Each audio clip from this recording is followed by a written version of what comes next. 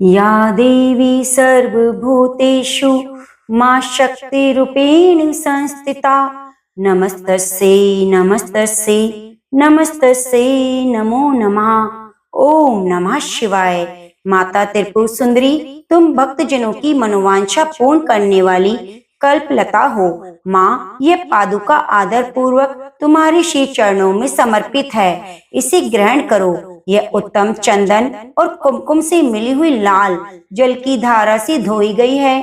भांति भांति के बहुमूल्य मणियों और मूंगों से इसका निर्माण हुआ है और बहुत सी देवांगनाओं ने अपने कर कमलों द्वारा भक्ति पूर्वक इसे सब ओर से धो पहुँचकर स्वच्छ बना दिया है। माँ, देवताओं ने तुम्हारी बैठने के लिए यह दिव्य सिंहासन लाकर रख दिया है। इस पर विराजो। यह वह सिंहासन है जिसकी देवराज इंद्र आदि भी पूजा करते हैं। अपनी कांति से दमकते हुए राशि राशि सुवर्ण से इसका निर्माण किया गया है। यह अपनी मनोहर प्रभा से सदा प्रकाशमान रहता है। इसके सिवा यह चंपा और केतकी की सुगंध से पूर्ण अत्यंत निर्मल तेल और सुगंध युक्त उपटन है, जिसे दिव्य युवतियां आदर पूर्वक तुम्हारी सेवा में प्रस्तुत कर रही हैं। कृपया इसे स्वीकार करो। देवी, इसके बाद यह विशुद्ध आंवले का फल ग्रहण करो। शिव प्रिय त्रिपुर सुंदरी, इस आंवले में प्राय जितने भी सुगंधित पदार्थ हैं वे सभी डाले गए हैं। इससे ये परम सुगंधित हो गया है। अतः इसको लगाकर बालों को कंघी से झाड़ लो और गंगा जी की पवित्र धारा में नहाओ। तदंतर यह दिव्य गंध सेवा में प्रस्तुत है। ये तुम्हारे आनंद की वृद्धि करने वाला हो। संपत्ति प्रदान करने वाली वरदायिनी त्रिपुर सुंदरी, ये सरत शुद्ध कस्तूरी ग्रहण करो। इसे स्वयं देवराज इंद्र की पत्नी महारानी सची अपने कर कमलों में लेकर सेवा में खड़ी है। इसमें चंदन, कुमकुम, अगूर और मेल होने से और इसकी शोभा बढ़ गई है। इससे बहुत अधिक गंध निकलने के कारण यह बड़ी मनोहर प्रतीत होती है। माँ श्री सुंदरी, ये परम उत्तम निर्मल वस्त्र सेवा में समर्पित हैं। ये तुम्हारे हर्ष को बढ़ावे। माता, इसे गंधर्व, देवता और किन्नरों की प्रेयसी सुंदरियां अपने फैलाए हुए कर कमलों में धारण किए खड़ी हैं। ये केसर में रंगा हुआ पीतांबर है। इसमें परम प्रकाशमान सूर्य मंडल की शोभामयी दिव्य कांति निकल रही है, जिसके कारण ये बहुत ही सुशोभित हो रहा है। तुम्हारे दोनों कानों में सोने के बने हुए कुंडल झिलमिलाते रहें। कर कमल की एक अंगुली में अंगूठी शोभा पावे। कटी भाग में नितंबों पर करधनी सुहाए। दोनों चरणों में मंजिर मुखरित होता रहे। वक्ष तल में हार सुशोभित हो। दोनों कलाइयों में कंकन खनखनाते रहें। तुम्हारे मस्तक पर रखा हुआ दिव्य मुकुट प्रतिदिन आनंद प्रदान करे। यह सब आभूषण प्रशंसा के योग्य हैं। धन देने वाली शिवप्रिया पार्वती, तुम गले में बहुत सी चमकीली सुंदर हंसली पहन लो। ललाट के मध्य भाग में सौंदर्य की मुद्रा धारण करने वाली सिंदूर की बेंदी लगाओ।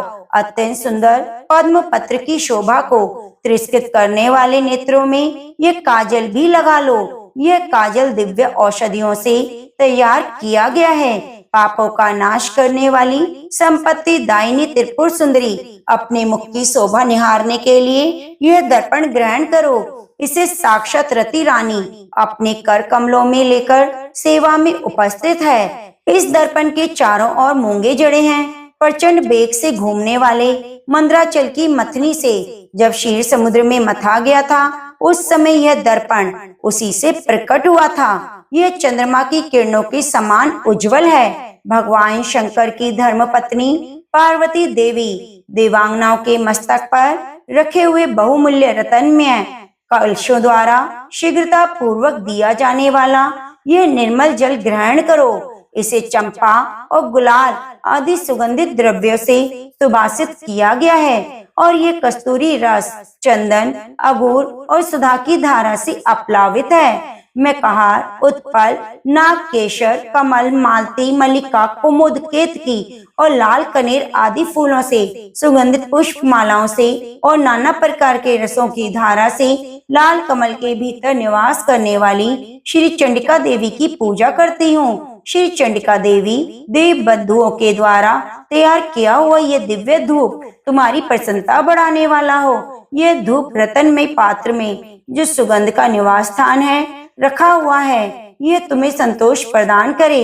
इसमें जटामांसी, गोगुल, चंदन, अगोर, चूर्ण, कपूर, शिलाजीत, मधु, कुमकुम और घी मिलाकर उत्तम रीति से बनाया गया है। देवी त्रिपुर सुंदरी तुम्हारी प्रसन्नता के लिए यह दीप प्रकाशित हो रहा है। यह घी से जलता है। इसकी दिघट में सुंदर रतन का डंडा लगा है। इसे देवांगनाओं ने बनाया है। यह दीपक सुवर्ण के पात्र में जलाया गया है। इसमें कपूर के साथ बत्ती रखी है। ये भारी से भारी अंधकार का भी नाश करने वाला है। श्री चंडिका देवी देव बधुओं ने तुम्हारी प्रसन्नता के लिए यह दिव्य नैवेद्य तैयार किया है। इसमें अघनी के चावल का स्वच्छ भात है जो बहुत ही रुचिकर और चमेली की सुगंध से भासित है। साथ ही हींग, मिर्च, जीरा आदि सुगंधित द्रव्यों से छौंक बघार कर बनाए हुए नाना प्रकार के व्यंजन हैं। इसमें भांति भांति के पकवान, खीर, मधु, दही और घी का भी मेल है। सुंदर रतन में पात्र में सजाकर रखा हुआ यह दिव्य तांबूल अपने मुख में ग्रहण करो। लवंग की कली चुभोकर इसके बीड़े लगाए गए हैं, अतः बहुत ही सुंदर जान पड़ते हैं। इसमें बहुत से पान के पत्तों का उपयोग किया गया है। इन सब बीड़ों में कोमल जावित्री, कपूर, सुपारी पड़े हैं। यह तांबूल सुधा के माधुर्य से परिपूर्ण है। माँ त्रिपुर सुंदरी माता पार्वती तुम्हारे समान यह विशाल और दिव्य छत्र प्रकट हुआ है। इसे ग्रहण करो। यह शरत काल के चंद्रमा की चटकीली चांदनी के समान सुंदर है। इसमें लगे हुए सुंदर मोतियों की झालर ऐसे जान पड़ती है मानो देव नदी गंगा का स्तोत्र ऊपर से नीचे गिर रहा हो। यह छत्र सुवर्णमय दंड के कारण बहुत शोभा पा रहा है। माँ सुंदरी स्त्रियों के हाथों से निरंतर डुलाया जाने वाला ये श्वेत चंवर जो चंद्रमा और कुंद के समान उज्जवल और पसीने के कष्ट को दूर करने वाला है, तुम्हारे हर्ष को बढ़ावे। इसके सिवा महर्षि अगस्त्य, वशिष्ठ, नारद, शुक, व्यास और वाल्मीकि मुनि अपने अपने चित्त में जो वेद मंत्रों का उच्चारण विचार करते हैं, उनकी वह मना संकल्पित वेद ध्वनि तुम्हारे आनंद की वृद्धि करे। स्वर्ग के आंगन में वेणु, मृदंग, शंख और भेरी की मधुर ध्वनि के साथ जो संगीत होता है, जिसमें अनेक प्रकार के कोलाहल शब्द व्याप्त रहते हैं, वे विद्याधरी द्वारा प्रदर्शित नृत्य कला तुम्हारी सुख की वृद्धि करे। देवी तुम्हारे भक्ति रस से भावित इस पद्म स्तोत्र में यदि कहीं से कुछ भी भक्ति का लेश मिले तो उसी से प्रसन्न हो जाओ। माँ तुम्हारी भक्ति के लिए चित्त में जो आकुलता है वही एकमात्र जीवन का फल है। ये कोटि कोटि जन्म धारण करने पर भी इस संसार में तुम्हारी कृपा के बिना सुलभ नहीं होता। इस उपचार कल्पित 16 पद्मों से जो परा भगवती देवी त्रिपुर सुंदरी का स्तवन करता है, वे उन उपचारों के समर्पण का फल प्राप्त करता है। तो प्रेम से बोलिए माँ त्रिपुर सुंदरी की जय हो, माँ दुर्गा की जय हो। सर्व मंगल मांगल्ये शिवे सर्वार्थ साधिके शरणे त्र्यंबके गौरी नारायणी नमोस्तुते। प्रिय भक्तजनों, हमें कथा को सुनने के बाद, माता रानी की पूजा को करने के बाद क्षमा प्रार्थना जरूर करनी चाहिए। तो आज मैं आपको सुनाने जा रही हूँ देवी की क्षमा प्रार्थना स्तोत्र हिंदी अनुवाद में। माँ, मैं मंत्र नहीं जानती न यंत्र, अहो मुझे स्तुति का भी ज्ञान नहीं है। मैं आह्वान का पता है न ध्यान का, स्तोत्र और कथा की भी जानकारी नहीं है। न तो तुम्हारी मुद्राएं जानती हूँ, न मुझे व्याकुल होकर विलाप करना ही आता है। परंतु एक बात जानती हूँ, केवल तुम्हारा अनुसरण, तुम्हारे पीछे चलना, जो कि सब कलेशों को, समस्त दुख विपत्तियों को हर लेने वाला है, सबका उद्धार करने वाली कल्याणमयी माता। मैं पूजा की विधि नहीं जानती। मेरे पास धन का अभाव है। मैं स्वभाव से भी आलसी हूँ और मुझसे ठीक ठीक पूजा का संपादन भी नहीं हो सकता। इन सब कारणों से तुम्हारे चरणों की सेवा में जो त्रुटि हो गई है उसे क्षमा करना, क्योंकि कुपुत्र का होना संभव है, लेकिन माता कभी भी कुमाता नहीं होती। हे माँ, इस पृथ्वी पर तुम्हारे सीधे साधे पुत्र तो बहुत से हैं, किंतु उन सब में मैं ही अत्यंत चपल तुम्हारा बालक हूँ। मेरे जैसे चंचल कोई बिरला ही होंगे। हे शिवे, मेरा जो ये त्याग हुआ है यह तुम्हारे लिए कदापि उचित नहीं है, क्योंकि संसार में कुपुत्र का होना संभव है, किंतु माता कभी कुमाता नहीं होती। हे जगदम्बे, हे माता, मैंने तुम्हारे चरणों की सेवा कभी नहीं की। हे देवी, तुम्हें अधिक धन भी समर्पित नहीं किया, तथापि मुझ जैसे अधम पर जो तुम अनुपम स्नेह करती हो, इसका कारण यही है कि संसार में कुपुत्र पैदा हो सकता है, किंतु कहीं भी माता कुमाता नहीं होती। गणेश जी को जन्म देने वाली माता मुझे नाना प्रकार की सेवाओं में व्यग्र रहना पड़ता था, इसलिए 85 वर्ष से अधिक अवस्था बीत जाने पर मैंने देवताओं को छोड़ दिया है। अब उनकी सेवा पूजा मुझसे नहीं हो पाती, अतः उनसे कुछ भी सहायता मिलने की आशा नहीं। इस समय यदि तुम्हारी कृपा नहीं होगी तो मैं अवलंब रहित होकर किसकी शरण में जाऊंगा। माता अपर्णा, तुम्हारे मंत्र का एक अक्षर भी कान में पड़ जाए तो उसका फल यह होता है कि मूर्ख चांडाल भी मधुपाक के समान मधुर वाणी का उच्चारण करने वाला उत्तम वक्ता हो जाता है। दीन मनुष्य भी करोड़ों स्वर्ण मुद्राओं से संपन्न होकर चिरकाल तक निर्भय विहार करते रहते हैं। जब मंत्र के एक अक्षर का स्वर्ण का ऐसा फल है, तो जो लोग विधि पूर्वक जप में लगे रहते हैं उनके जप से प्राप्त होने वाला उत्तम फल कैसा होगा, इसको कौन मनुष्य जान सकता है। हे भवानी, जो अपने अंगों में चिता की राख बपूत लपेटे रहते हैं, जिनका विषी भोजन है, जो दिगंबरधारी नग्न रहने वाले हैं, मस्तक पर जटा और कंठ में नागराज वासुकी को हार के रूप में धारण करते हैं, जिनके हाथ में कपाल शोभा पाता है, ऐसे भूतनाथ पशुपति जी भी जो एकमात्र जगदीश की पदवी धारण करते हैं, इसका क्या कारण है? यह महत्व उन्हें कैसे मिला? यह केवल तुम्हारे पानी ग्रहण की परिपाटी का फल है।